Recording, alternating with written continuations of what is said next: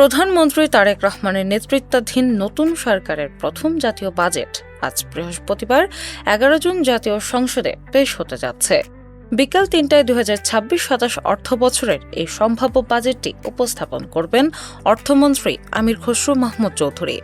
এবারের সম্ভাব্য বাজেটের আকার ধরা হয়েছে ৯,৩৮,০০০ কোটি টাকা, যেখানে রাজস্ব আয়ের লক্ষ্যমাত্রা ৬,৯৫,০০০ কোটি টাকা।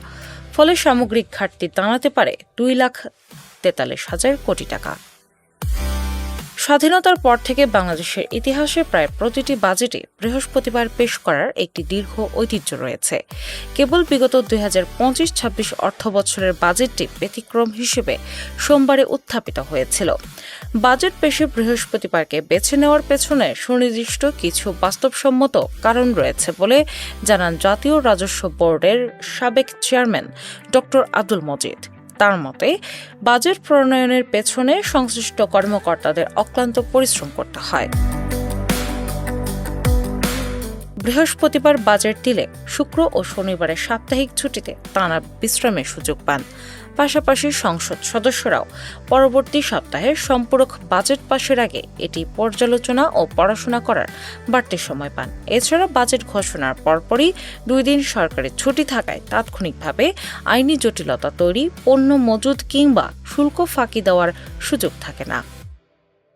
অর্থনৈতিক হিসাব নিকাশের জন্য বাংলাদেশের জুলাই থেকে জুন মাসকে অর্থ বছর হিসেবে গণ্য করা হয়, যা ব্রিটিশ ও পাকিস্তান আমল থেকেই চলে আসছে। আমাদের কৃষি নির্ভর অর্থনীতিতে জুলাই মাসের দিকে গ্রামীণ চাহিদা ও উৎপাদন নিখুঁতভাবে মূল্যায়ন করা সহজ হয়। এছাড়া বছরের শুরুতে কোনো নতুন সরকার ক্ষমতায় এলে বাজেট সাজানোর জন্য তারা ৪ থেকে ৫ মাস পর্যন্ত সময় পায়। আন্তর্জাতিক পরিমণ্ডলে, বিশেষ করে বিশ্ব ব্যাংকের অর্থ বছরের সাথে সামঞ্জস্য থাকায় বৈদেশিক ঋণ ও অনুদান প্রাপ্তির প্রক্রিয়াও সহজ হয়।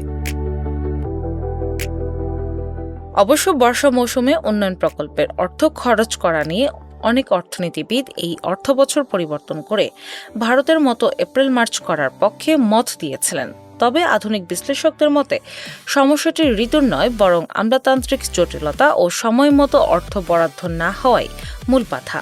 তাই খাতা কলমে অর্থবছর না দিলে প্রশাসনিক ও কাঠামোগত দক্ষতা বাড়ানোই এখন সময়ের দাবি। সব মিলিয়ে দেশের মানুষের প্রত্যাশা পূরণের লক্ষ্য নিয়েই আজ নতুন অর্থবছরের পথ চলা শুরু হচ্ছে। দিনা ইসলাম, বাংলা বাজার পত্রিকা।